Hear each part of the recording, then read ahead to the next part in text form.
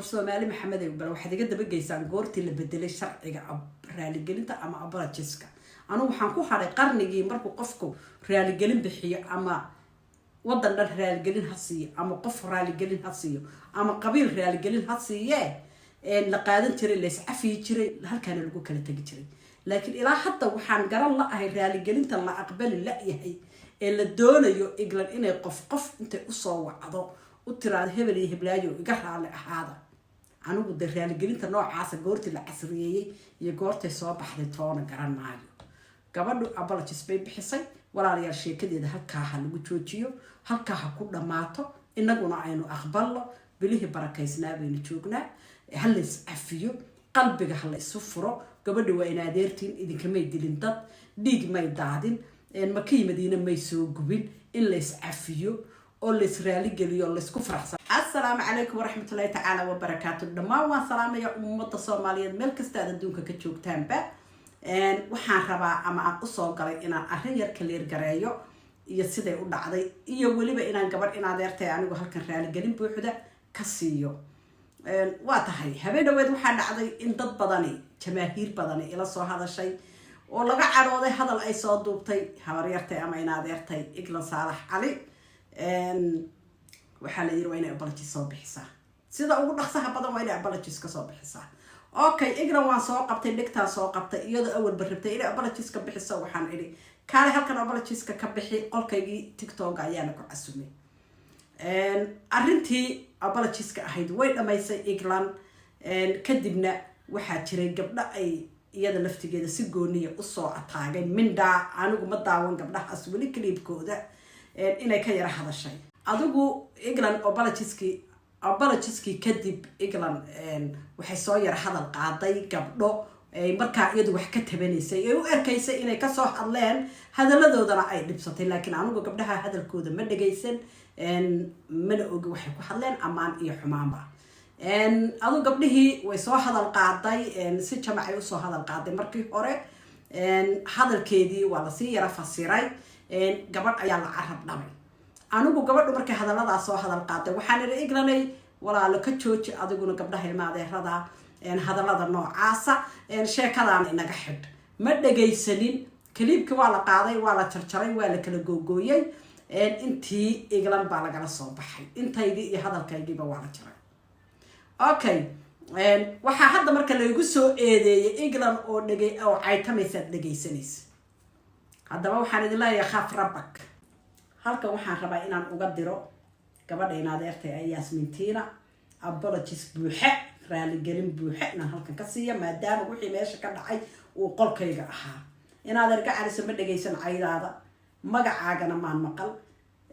gabadhu si guud bay u hadashay hadalkay doontaba ha ku hadashee intii xumayd baana lagu soo jarjaray hadalkaygina waa laga tagay cidii joogtay baana marxaati ka ahayd inaan England arrinta ay laga joojiyay in adeer halkaana ku xidh arrintaas jamaahiirtuna iyada igu kaliftay England inaan soo fariisiyo oo apologies bixiso marka in adeer kun iyo kow jeerba iga raali noqo aniga maadaama uu qolkayga ahaa kumana dhageysan doono lagamana yaabo meel lagu caaya ama lagu aflagaadeynayo inaan dhageysto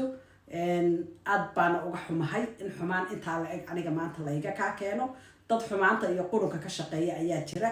dad xumaanta ka shaqeeya oo aad iyo aad uga hela inay bini aadanka isku diraan ama ay ka baayac mushtareeyaan hadallada dadka ayaa dunida ku nool waxaan leeyahay dadkaasna shame on you isku xishooda ilaahayna ka baqa bil barakaysan waa maalmihii la ducaysan jiray waa maalmihii ilaahay la baryi jiray bini aadanka aad isku diraysaan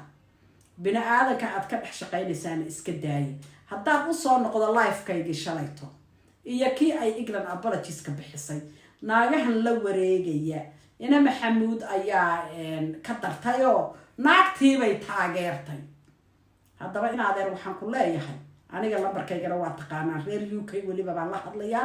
magacaygana waa taqaanaan meesha layga helana waad garanaysaan si toosa iigu kaalaya aniga meelaha magacayga ha ku wadwadina ayaan idin leeyahay dadka qaarna aad baanba uga xumahay very low galaaska ah inay magacayga meelaha ku wadwadaan run ahaantii waxaan leeyahay awalba ilaahay isku caqli kama dhigin bini aadanka isku aragti kama dhigin isku fakarna kama dhigin waxaa ku badan dadka haddaad tiraahdo assalaamu calaykum ما أنت مسكحدود تصيصو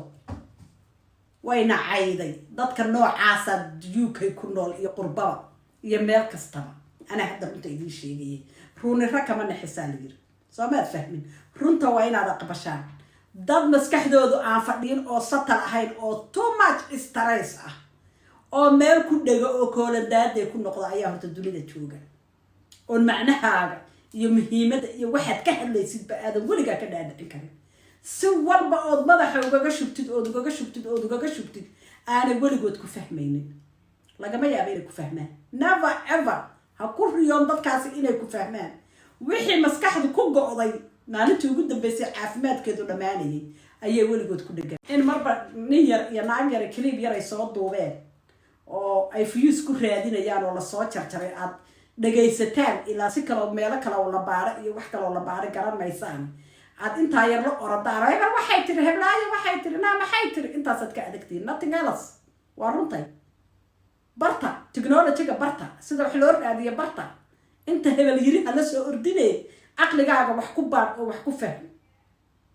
cidna cid ka xigta SSC ma jirto anaga idinka xoog roon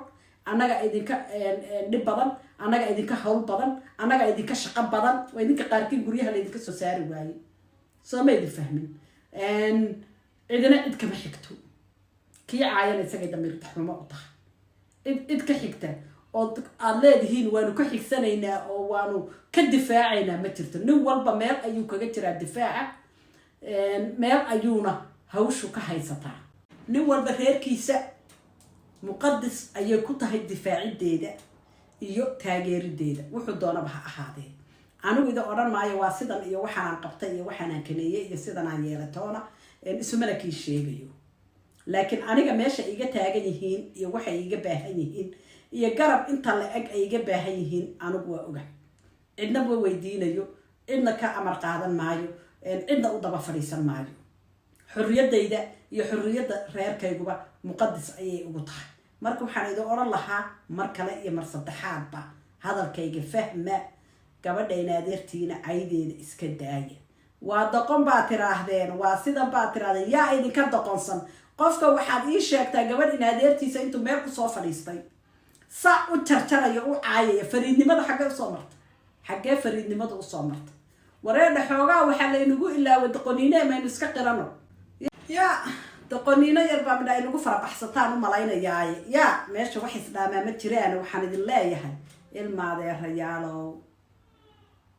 هلا كلا حشود وبالبركة يسن أي الدعاء يسنو هلا يسعفيو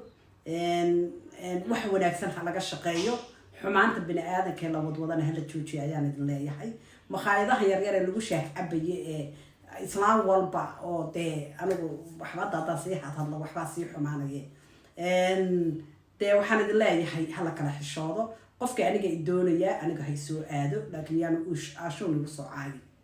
ماشي نشوف التلفون كيجا ماشي اللي جه على وحول بوضع إستان توص يسوق قف حكت بني ست توص وقال ولا على توصنا ولا حضر توصنا وحوشك توصنا وعنانو حنا الله بالبركة يسمى بينو سودو أنا وحنا ذكر عطسني عفي مسامح إن الله لي أنتي أندم بكجلي إن الله لي أنتي وحي بله كرامتنا بينو كترنا شبعان وين ما عطي رمضان بينو الصف ولا وحبينا مرجع جمع حاجة لا بري وحنا مدري سدح بري بينك حاجة هلا يسعفيو أنا عند الله لعندي أم حقبي عفي مسامح بيجيهين وحن كرا ذكر عطسني إن الله لعندي أنا وحاجة ترسني صح نفط الميل ما ترتو برينا نولان دون مؤجي عفي مسامح يعني يجانا كعد صنايع حمانتنا هالإسكنداية مرة والبا وحنا وناكسن هلا كشقايو